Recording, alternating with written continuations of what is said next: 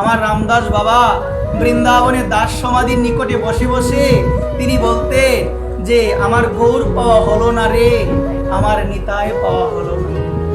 দাস সমাধির নিকট বসে বসে বলতো মা আমার রামদাস বাবা, কি বলতো? গৌর পাওয়া হলো না রে, আমার নিতাই পাওয়া হলো না। একদিন এক বাবা রামদাস বাবাকে বললো, বাবা তুমি যে বলো যে তোমার নিতাই পাওয়া হয় নাই, গৌর পাওয়া হয় নাই, বাবা তুমি সত্যি করে আমাকে আজকে বলবে তুমি কি নিতাইকে দেখো নাই, তুমি কি গৌরকে দেখো নাই, পাও নাই গৌরকে?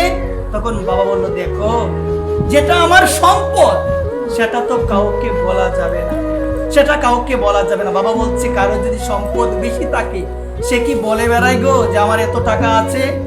আমাদের ঘরে আলমারির চাবিটা কোথায় আমরা রাখি, আমাদের আলমারির মধ্যে কত টাকা আছে আমরা কাউকে বলি গো? কেন বলি না?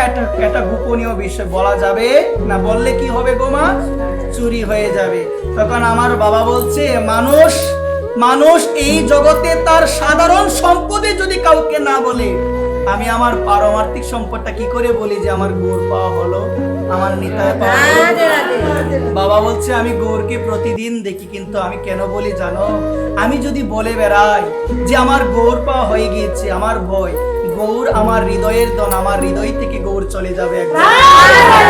এই কারণে গৌর যেন চলে না যায় আমার হৃদয় থেকে। আমার নিতাই ধন, নিতাই পদ কমল, কোটি চন্দ্র সুশীতল, যে ছায়ায় জগৎ জোড়ায়, হেন নিতাই বিনে রে ভাই, রাধা কৃষ্ণ পাইতে নাই, দৃঢ় করি ধরো আমার নিতাই। সেই সম্বন্ধ নাহি যার, বৃথা জনম গেল তার, সেই পশু বড় দুরাচার, সেই পশু বড় দুরাচার। নিতাই না বলিলে মুখে, মজিলে সংসার সুখে, বিদ্যা কুলে কি করিবে তার, বিদ্যা কুলে কি করিবে তার? অহংকারে মত্ত হইয়া নিতাই পদ পাশ সরিয়া, অসত্যের সত্য করিয়া নিতাইয়ের করুণা হবে, ব্রজে রাধা কৃষ্ণ পাব, দৃঢ় করি ধরো নিতাইয়ের চরণ, দৃঢ় করি ধরো নিতাইয়ের চরণ। নিতাইয়ের চরণ সস্ত, তাহার সেবক নিত্য, সেই পদ সদা করো আস।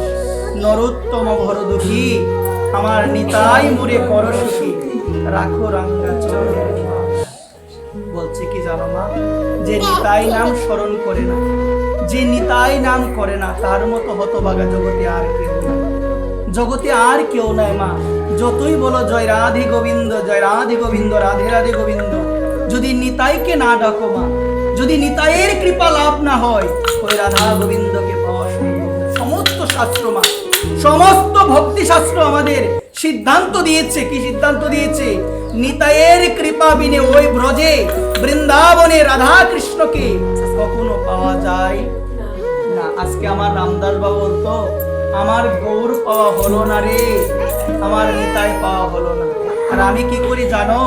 সামান্য একটু ভজন করে, সরিয়ে দাও মা, সামান্য একটু ভজন করে, সামান্য একটু, মা কষ্ট পেও না, একটু দূরে গিয়ে পিছনে গেলে ভালো হবে, সামান্য একটু ভজন করে আমি বলে বেড়াই যে আমার যারা এই হচ্ছে সেই হচ্ছে, আমি বলি না মা যে আমি ভজন করি, আমি গোবিন্দকে দেখেছি, অনেক কিছু আমরা বলি মা, কিন্তু মা যারা প্রকৃত পক্ষে ভগবত ভক্ত, যারা আমার রাধারানীর ভক্ত, তারা কখনো কাউকে বলে না।